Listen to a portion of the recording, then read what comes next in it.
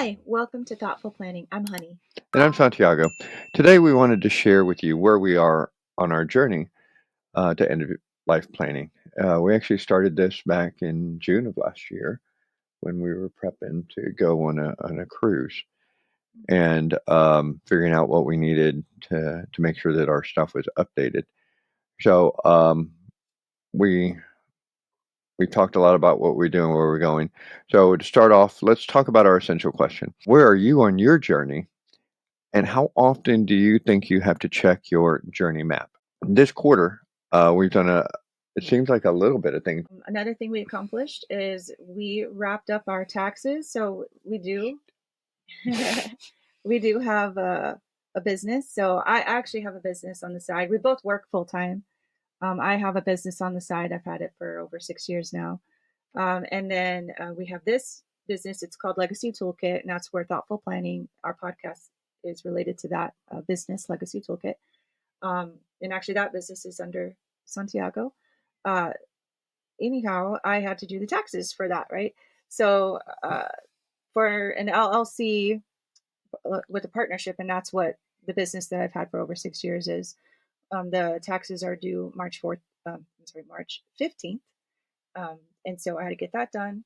So while I was doing that, though, what it made me do is look at all of the recurring expenses that come about and seeing, do I want to renew that item or not? So I started to make, guess what, babe? Another Google sheet.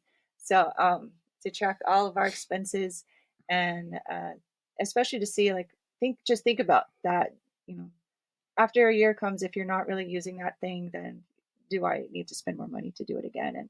And in that Google sheet, it talks about, I looked it up, like, what are the cancellation policies for each of those items so that I'm aware of what I need to do. Like, do I need to do it 30 days in advance? Can I do it the day before? Like, what does that look like? So in doing that, then creating Outlook reminders, which I mentioned earlier, um, setting those up so that it's a trigger for me. And what I noticed that's helpful for me is, because it started to fill up my calendar if I was doing it like exactly by the every 30 days or every 6 weeks.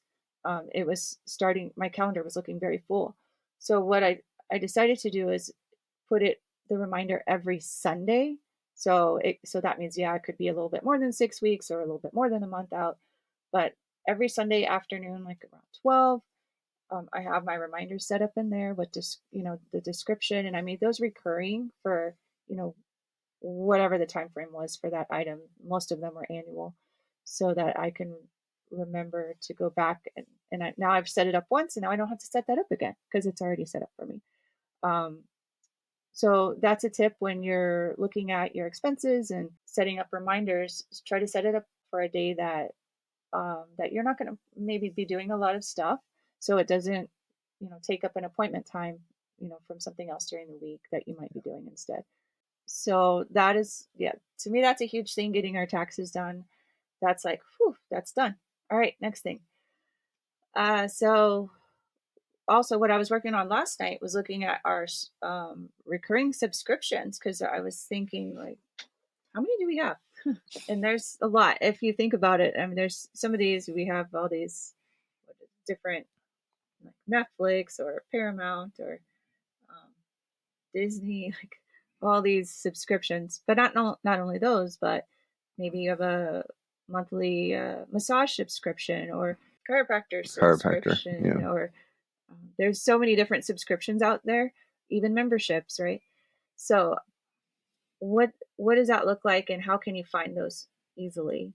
So there's a couple ways you can do it. So I had been hearing about one called Rocket Money. So I went to Rocket Money. I created an account, is what I did. And in creating the account, it was quite interesting because it says on there, if you want the premium feature, then you pay the price, right? But guess what, babe? On the price, it was a sliding scale, so it's like you pick the price. So then I was confused because I was like, I don't know what price to pick to be premium. What does that mean? Yeah. So on my phone, I'm here Googling, like, what is a premium price for Rocket Money? What does that mean? So anyhow, it was like, well, $4. each month. So over the year, that's $48. Yeah. So I selected that, and then it said, okay, now pick the account, because by then I had linked my accounts. And everyone listening, please, with any app that you ever use, make sure you're reading the terms and conditions before you use it. And then this one is connecting bank accounts, credit cards, things like that. So it uses another app called Plaid. So your bank account gets connected to the Rocket Money. So just read the terms and conditions so you can learn more about that. But let me finish giving you my rundown of this. So after I selected that $4 premium amount, then, and by the way, you do get a 7-day free trial for this. So one tip here, when you want to try this, if you want to try this out, make sure it's during a time where you have the time, so that you just use it for the 7 days and cancel it and you're done. Then you don't have to pay anything. After you pick the $4, then it says, do you want to, which bank account do you want to use to pay for that? So I selected it, but then it said, oh, you can't use a bank account. You have to use a credit card. So I was like, okay. So then I go to enter my credit card information, and then guess what? You got to pick the price to pay again. So I was like, okay, well, obviously I wanted to pick $4, but guess what? It didn't let me. Well, they got to pay their credit card fees. That's probably why. So I had to choose $6 instead.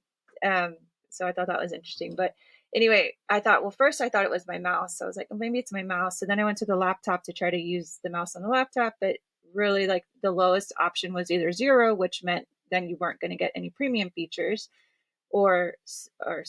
So I went ahead and picked the $6. Now, the premium features, they offer quite a bit of things for premiums, such as, like, it can do a budget for you, it can help you with your net worth. But one of the main features I was looking at, trying to look to resolve for myself, was all the subscriptions that we have. That's what I really wanted it for, and that was available on the premium. But more so, what I was interested in is that Rocket Money would cancel that for me. Okay, but let me keep talking. So then I sign up for the $6, get in, and on the left panel, that's where they have the recurring part that you can go to look up all the recurring subscriptions, and you can see all the items that come out. What I was hoping for was to export those items into like a CSV file or an Excel file, so that I could, sort through it on my own. Now, it didn't allow me to do that. So instead, I had to get creative, and I just did a screenshot of all of the recurring items, right? And luckily, I do use a program called Snagit. It's really cool, so that it gives me one screenshot, so I'm not taking a bunch of screenshots. But anyway, that's a cool tool to use. No, that's a paid tool, but it's really cool. Anyhow, so I captured all those, but also what you would want to do is, there's in the settings area for under your, like, around your profile, there's a button for premium. So I clicked on that, and you can manage your premium there. And guess what? Then I was able to change the price back to $4. So keeping that in mind, because I did that, I wanted to do that right away, actually. And that was one of the first things I did too, was go try to find out, like, where can I change the price?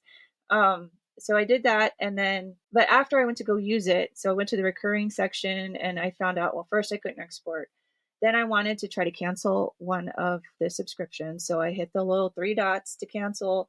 And then it says, it has a pop-up box. One of the nice things in that pop-up box is it does provide a phone number. I believe it's a website that you could reach out to do it on your own. So that's good.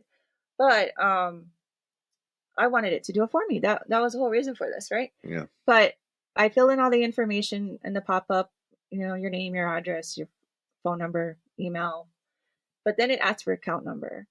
Well, I didn't have the account number. A lot of these, and I even logged into the site to try to find the account number. Couldn't find the account number. So it's like, okay. So I really couldn't cancel through this thing. And I couldn't really figure out how to do that. That was a whole point for me to sign up for this. But then also on that recurring page, it was broken out into like 3 sections of some sort. And in one of the sections, I wanted to cancel one of those items. But it didn't even have the option for me to cancel or even try to cancel. Because I did have an account number for that one, but I just couldn't figure it out.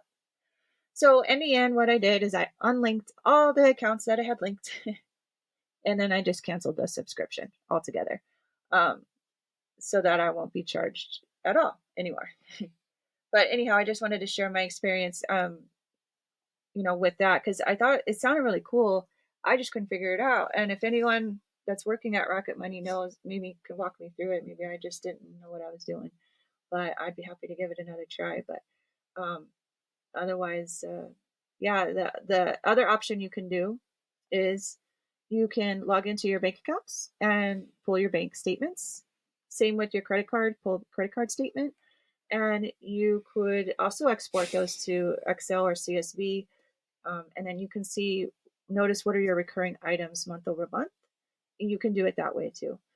So It sounds like it'd take a much more time than yeah, I what was Rocket Money said they could do. right. Well, and Rocket Money did pull all those items in, that was real nice. So technically, you could use Rocket Money for that. Is just go get all the items in your list because it'll pull them all for you. Pull them there, and then if you need the phone numbers or websites, you can click on each one of those and get the information real quick that way. So that would be a helpful tip. And it gave you monthly, quarterly, and annual subscriptions. Right. It pulled in all like kind of the annual stuff. So I had connected my business bank accounts there, and it pulled in, like, for example, my insurance I pay annually for that. So it did have that in there. That's good. Yeah. Why? Another reason why you might want that is, let's say, like, if you have a loved one or a relative who passes, and maybe you want to see what kind of subscriptions they may have had.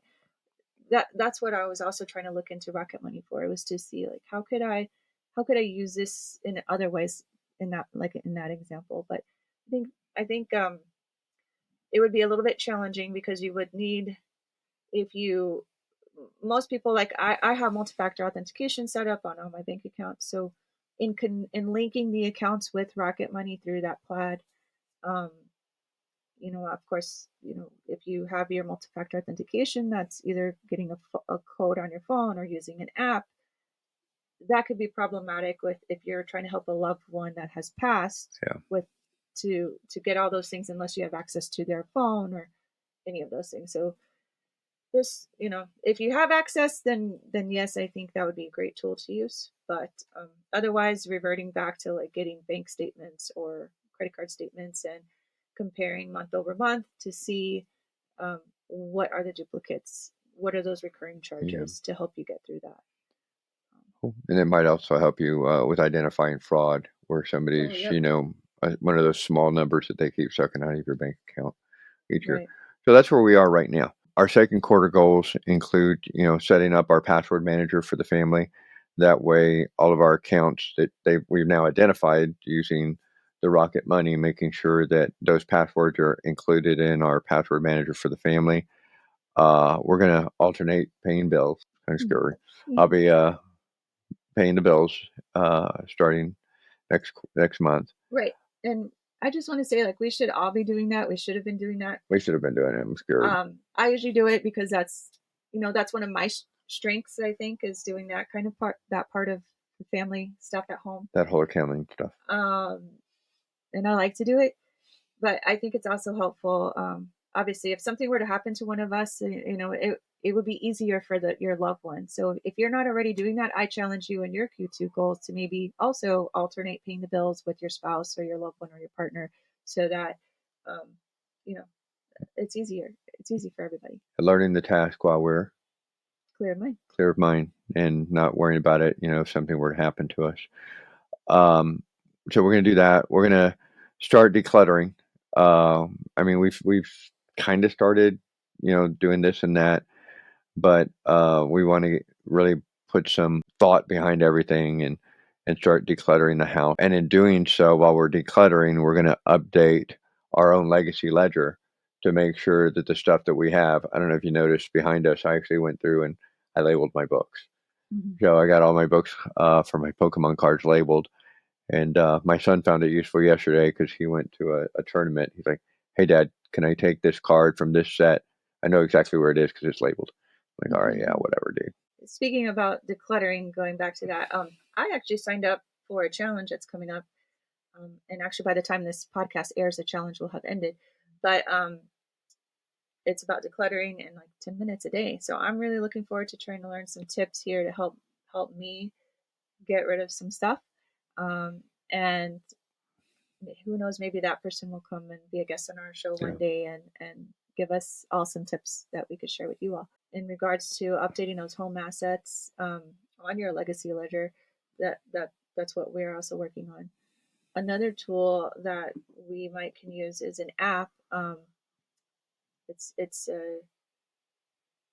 well, when I get it set up, I wanted to practice with it, and then hopefully we will also have the person that came up with the app on our podcast to talk about it. But it involves helping with the inventorying your home, those the bigger items anyway, and how to share them with other family members or relatives to see, like, hey, I got this furniture piece, do you want it? And if they don't, then Maybe you look at getting rid of it. Maybe look at selling it, yes, or seeing if another family member might Yeah. want it.